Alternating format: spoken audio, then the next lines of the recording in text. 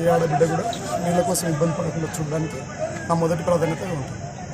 ఖచ్చితంగా ఈ ప్రాంతం వర్షాధారిత ఆధారపడుతుంది కాబట్టి చెరువులకు నీళ్లు సహజంగా అది నాకు ప్రాధాన్యత.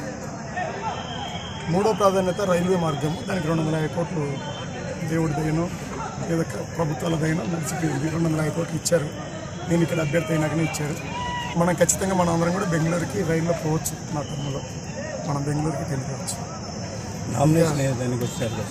ఇంకా చాలామంది ఉన్నాం. మేము ఇక్కడికక్కడ డీసెంట్రలైజ్ చేసాము. మా దగ్గర చెప్తున్న వాళ్ళే కాదు, కింద కూడా చెప్తున్నాం.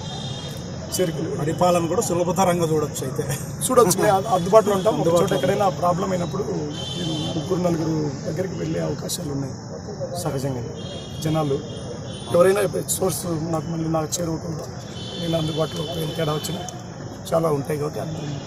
కాబట్టి ఓకే అజెండా ఒకటే అయినప్పుడు, అభివృద్ధి అయినప్పుడు వేరు వేరు జెండాలతో ఏముంది అని అనుకోవడంతో కలిసిపోయింది.